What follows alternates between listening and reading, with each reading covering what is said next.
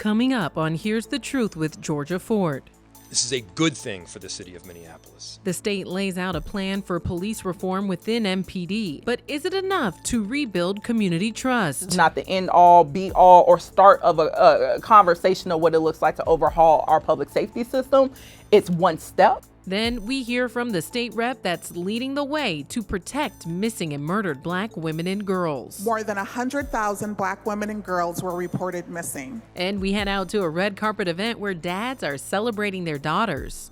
Plus a joyride with gospel rapper For Real. Now that it shine, I'm wearing the crown. Hey. Here's the Truth starts right now.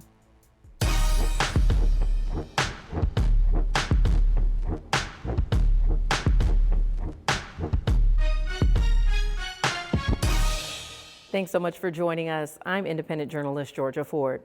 Our community has endured a revolving door of police footage showing deadly shootings and chokeholds, ripping people from their families. Now the state of Minnesota is rolling out a new court enforceable plan to reform MPD after a human rights investigation. That's this week's top story. I signed an agreement between the Minnesota Department of Human Rights and the city of Minneapolis that charts a clear roadmap for change going forward in our Minneapolis Police Department. A sweeping plan officials believe will change the future of policing. We will work together tirelessly to keep our residents safe in an equitable and constitutional manner. State and city of Minneapolis officials have released a 144-page consent decree acknowledging race-based policing within MPD. That discrimination is in violation of the Minnesota Human Rights Act. The investigation found that this pattern of race discrimination is primarily caused by organizational culture of flawed trainings, deficient accountability systems, and a lack of collective, sustained action. It outlines a plan to overhaul their organizational culture, a move that is enforceable by court. Community members share that they want MPD to move away from a culture of violence to a culture that prioritizes humanity. They measure roadmaps for several provisions, including restrictions on use of force, banning traffic stops over mechanical issues like a broken taillight, and making it standard protocol to de-escalate and intervene if they see a fellow officer breaking rules. We will continue to work tirelessly to ensure that the culture of policing in this town, as well as the narrative around policing and public safety, continues to change so that all residents of Minneapolis can know that Minneapolis cops have their backs. This comes after the Department of Human Rights investigation found MPD at fault for participating in a pattern of racial discrimination. MPD officers searched Black community members or their vehicles during traffic stops almost 2 times more often compared to white individuals. We recognize that some terrible things have happened here in the past. And together with our communities, we are embracing this reform process. This work was initiated by the death and murder of George Floyd, but not only George Floyd, but by so many other community members that should be alive and here with us today. Several agencies signed on, including the Minneapolis Police Department, who have received heavy criticism after George Floyd's murder in their custody nearly 3 years ago. No justice! No peace! No justice! No peace! No justice! No peace! The reason why I supported it is, again, this is what community has been asking for. Councilmember Robin Wansley represents Ward 2 in the city and was a part of the unanimous vote to approve the settlement. No one wants to see another George Floyd happen. No one wants to see another mayor lock happen. No one wants to see another press conference where a family is grieving the loss of a loved one killed by the hands of the Minneapolis Police Department. We don't want to see that. We recognize that does not have to be the norm for Minneapolis. She's been vocal about MPD's acts of violence and racism. The councilwoman believes this is an everyday crisis the department and city officials have dragged their feet on for decades. It's a legal tool that we can organize to enforce, and it is the very bare minimum. This is not the end all, be all, or start of a conversation of what it looks like to overhaul our public safety system. A crisis that Councilwoman Wansley says has cost people their lives. you can either be on the side of that, or you can keep doubling down on paying hundreds of millions of dollars for misconduct settlement claims that the police produce.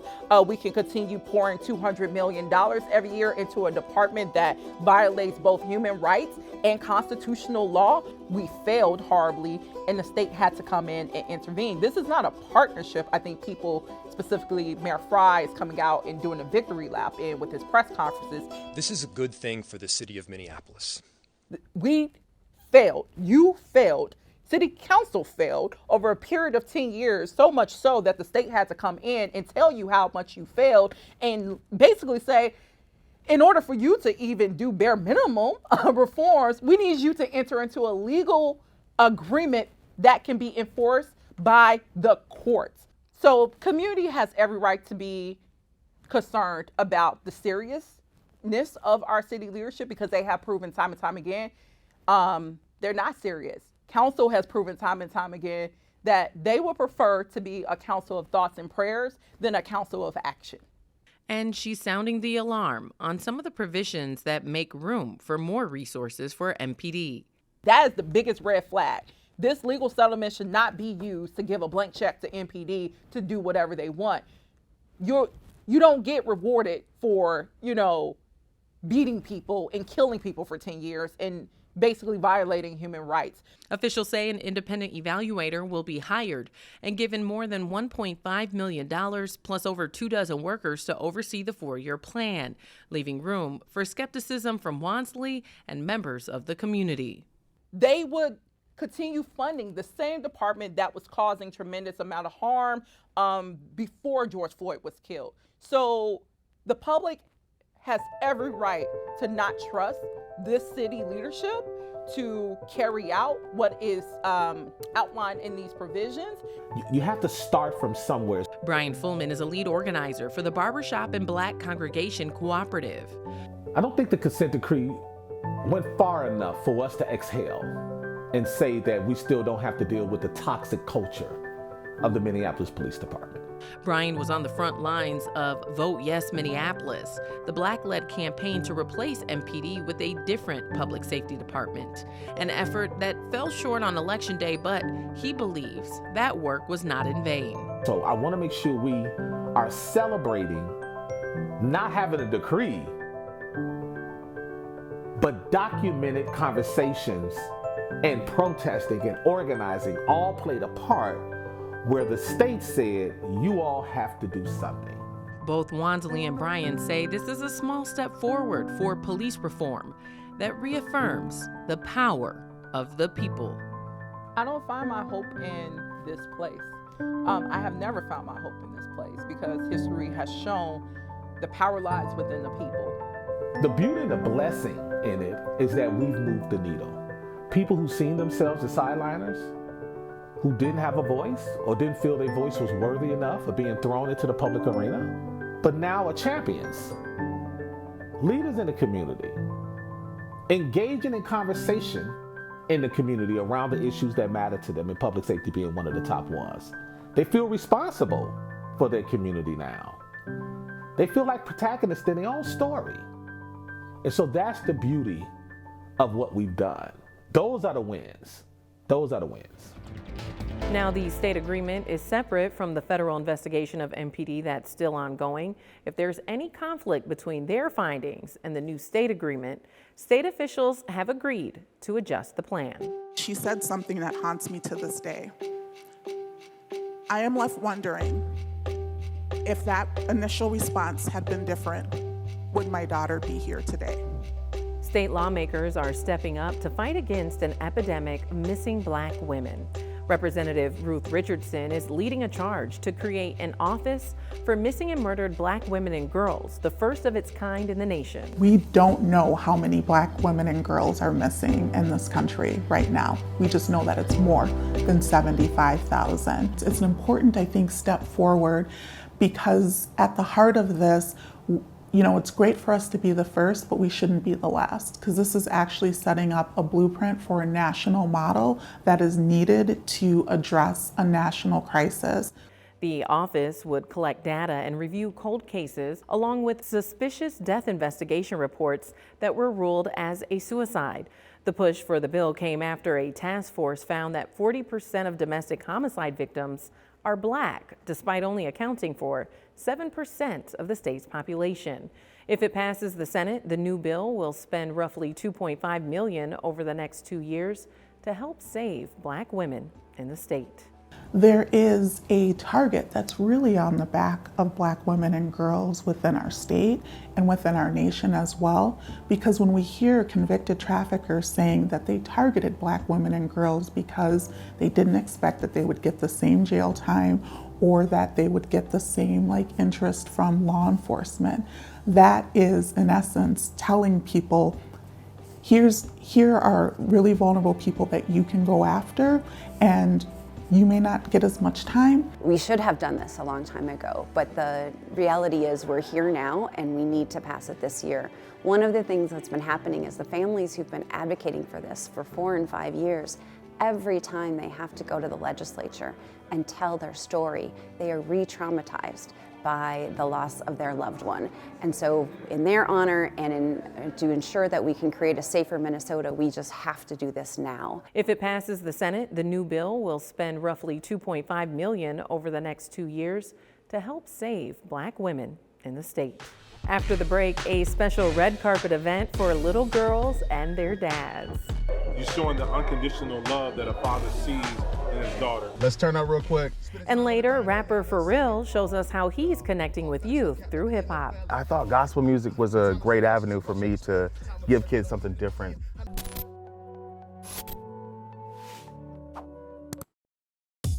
Get access to extended interviews and exclusive content by becoming a monthly subscriber. Support the truth. Go to georgiaford.com, select support, and become a monthly subscriber today.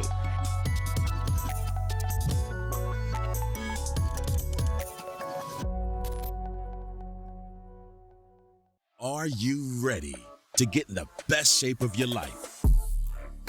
At Sir Boxing Club, we offer high-intensity workouts that will push you to your limits and help you reach your fitness goals. Our gym is equipped with state-of-the-art equipment and a family atmosphere.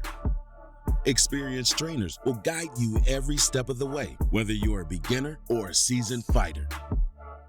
Come join us today and start your journey towards a stronger, healthier you. Welcome to El Tejaban. Oh, thank you. We pride ourselves on using the freshest ingredients, just like our abuelitas used to. From our signature birria tacos to our fresh guacamole, there's something for everyone at El Tejaban. Don't forget to try our famous margaritas made from the freshest juices and best tequilas. Join us at El Tejaban and experience our Mexican restaurant.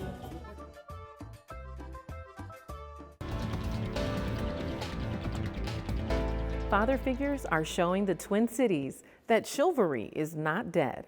That was on full display at the 10th annual Father-Daughter Dance, along with all the love they have for their little princesses. A red carpet event for daddy's girls. And a special time for fathers and father figures to court their princesses at the 10th annual Father-Daughter Dance. Over 600 gathered at the Heritage Center in Brooklyn Center for a night of elegance and celebration. A moment to remind families of the importance of building healthy father-daughter relationships. Oh, it's like a reunion. We go every year, seeing other fathers in the community, especially getting dressed up. It's like, a Black daughter prom, so it's always fun, always great time for us. A tradition for Michael Foster and his 2 daughters. We've been doing it since we were like 6 and 8, maybe? Yeah. I love the event. I love seeing fathers and daughters actually showcasing that we are there. Even with his tribe of 7 kids. Chop it up like it's karate, everybody! Spending time with each of them individually means the world to him. Well, every year we always kind of cut loose and have fun. I love enjoying the time we have together. And it's like we have a big family, so there's rarely times when it's just like us 3. So that's always super cool for me. for me, it's taking a step back and watching when like everybody, let's say, do the cha-cha slide or the Cupid shuffle, and just seeing all the positive Black dads out there. Relationships that organizers say will stand the test of time. This event is sometimes the first time a father has spent time with his daughter alone.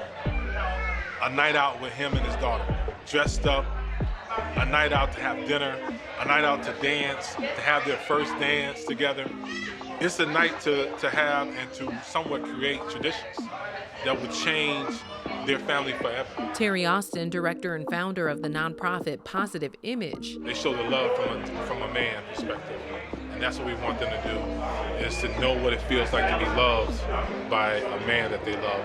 He says the idea started by him just wanting to do something special for his two daughters. Now it's bigger than he ever imagined.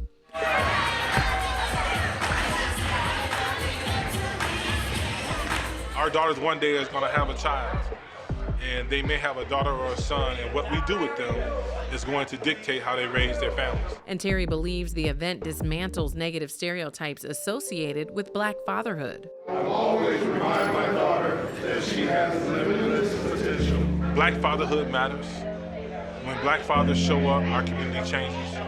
We can change the narrative if we do it together, but we have to start by doing positive things with our daughters, with our sons, but more importantly, just being a positive role model. Impacting the generations to come. It's definitely empowering. It takes me back when people talk about their dad not being present, because that's all I see.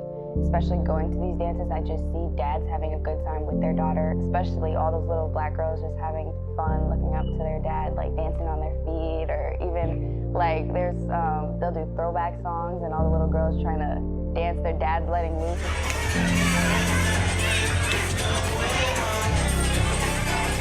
It's just nice to see like that Black boy joy come out of them, and also that Black girl joy just come out.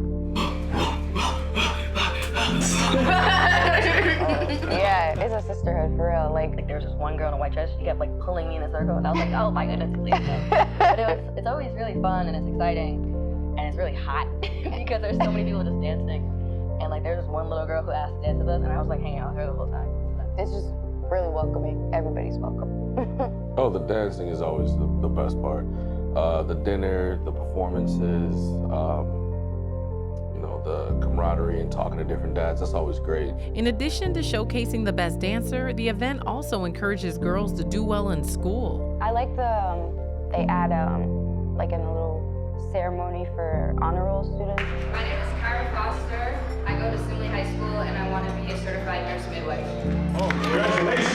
There's not enough credit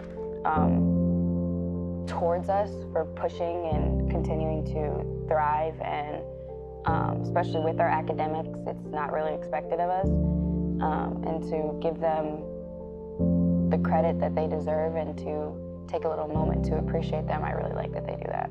And it all made for a night the Fosters will never forget. At the end of the day, like that's still my dad, I'm still his little girl, so I don't know, for me it's more like that time we just get to spend with each other, and we really just get to go out and have fun.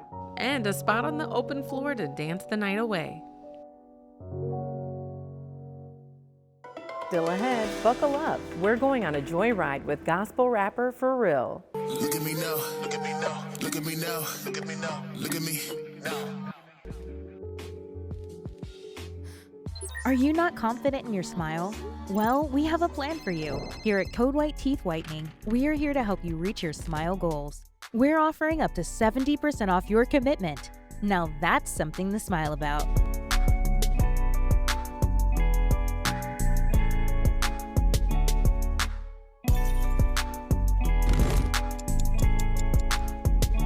Book your session today at codewhitesmile.com, and always remember to keep smiling.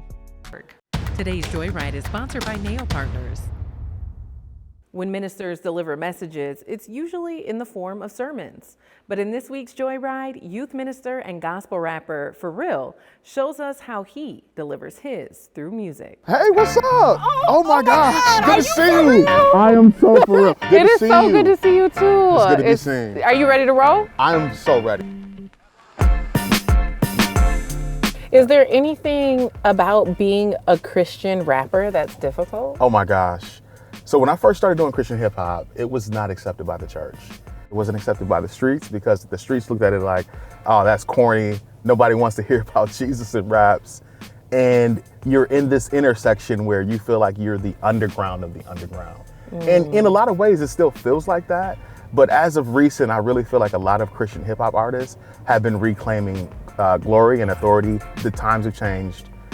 It's starting to be accepted by more churches, whether it's hip hop, whether it's jazz, whether it's country. If God is in it, he can use it and change lives.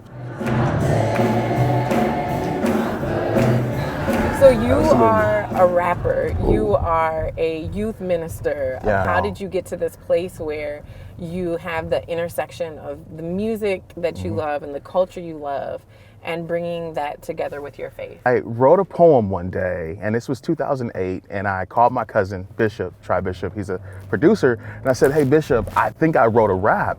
And he actually laughed at me. He was like, cuz, come on man, you ain't a rapper. What are you talking about? Yeah, because what rapper is like, I think I wrote a rap. I think, right, exactly. I think I wrote a rap. And he's like, cuz, come on, you're playing. And so I get to the studio the following day. It's in Bishop's basement. At the time, he's like 16 years old. I mean, the first beat he played went perfectly with this rap. Wow. And so we laid it down, and after we laid the vocals down, he's like, cuz, you're actually really a rapper, right? And at the time, I was like, yes, I guess I am. Drop the top on that old thing. Blow the brain like it's cold, bang. Try B, MOG, yeah, that's the team, but we don't bang. I know music is something that a lot of people use to express themselves, to connect with culture, to connect with their friends. And I thought gospel music was a great avenue for me to give kids something different to hear, something different that they could digest and meditate on, and know that, okay, it's rap, it's gospel, and it's all good. So tell us about this church. So this is Park Avenue United Methodist Church. I've been here for about 5 years as the youth pastor. As a matter of fact, even some churches in this country, when it comes to black people, remind me of the unjust judge that Jesus talked about in this parable. Funny thing about this church is Prince was actually married here. Wow. He grew up at this church. He was actually a part of the start of an event called Soul Liberation. They would bring artists from all over, gospel artists from all over the country. That was the first time I seen Christian hip hop. But I think God planted the seed for me that day when I was 12. Seeing those guys rap in this parking lot. So planted a seed when you were 12 that's bearing fruit today. Exactly. That's beautiful. Yeah. Look at me now. Look at me now. Look at me. Look at me now. I used to be lost. Now that I'm found. Now that I shine. Wearing the crown. Look at me. Look at me. Look at me now. Look at me now. Look at me now. Look at me now. Look at me now. So tell us why the Blaisdell YMCA is important to you. I was here throughout my middle school and high school years. At the time in the 90s, South Minneapolis was just being polluted with gangs. And it was just violence everywhere. It was drugs being sold, it was people being shot. And the Blaisdell YMCA was a place that I can come to do. You didn't have to have a membership to go in. There were some guys in this YMCA by the name of Seth Jones and Kevin Dildy. Those two dudes changed my life. They just kind of fostered me in a way that I needed to be fostered coming from a single family home. It was actually my first job was at this YMCA. Wow. This will always be a special place for me. This is not an endorsement for the wine. No. He's not being paid to say this. No, I'm not being. It's a real life testimonial. I actually met my wife at the YMCA. Really? I was 15 years old. She was 16. We've been married 17 years now. We have 3 kids. We've experienced so much life together, and it's just been a crazy, crazy ride. What brings you joy? What brings me joy? So many things. The first thing I can think of is my family. A lot of us get it wrong when we think happiness is joy. Happiness is conditional. Joy is something that is God-given and can't be taken away, regardless of the situation. You can have joy in trauma. You can have joy in grief. You can have joy in whatever you're going through because it's God-given, right? It's not just something that, oh, I got this and I'm happy, or this happened for me and I'm happy. And that happiness is only for a moment, but joy is unconditional, like love. Time to pass the collection plates. Oh, yeah. You guys can donate online. Hey, let me stop. Well, can you leave us with some bars? I got you. Let's turn up real quick. This song is called Celebrate And it's basically about us celebrating every moment because you just never know. Yes. Not just looking for the weekends, but celebrating Monday through Friday, you know? You can't believe that I just came too far. Hey, on the road with the show when I was trying to ball. Ay, spending time with a grind and I done seen it all. Y'all, all facts, no cap, like the NFL involved. Your time is so precious, so watch how you spend time on this earth, you don't get it again. I know some people with life in the pen, hoping and praying for freedom within. All of my life been a turn of events. Back in the 80s, we played on the 10s. Then in the 90s, I learned how to vent. Now I just write and I fight with my pen. That's what you get when you 100%. Today's Joyride is sponsored by Nail Partners, bringing a renewed approach to commercial real estate and urban planning. Thanks so much for watching Here's the Truth. For extended versions of these stories and more, head over to georgiafort.com. In the meantime, have a wonderful weekend, and I'll see you next Saturday at 11. Next week on Here's the Truth, Mayor Carter rolls out a plan for descendants of Rondo. The goal of Rondo was to stay right here, to invest right here, to thrive right here, and our children were able to see it. Plus, a Brooklyn Park teacher is in the spotlight. You know, I really pride myself on telling my students that I love them like that because I really do. They're my babies, but they're also my future. How he's turning a routine classroom into a sanctuary of love and learning. And buckle up for a joyride with Youth Choir Director Cortland Pickens. Forever. Stop. Watch Here's the Truth, Saturdays at 11 a.m. on the CW Twin Cities.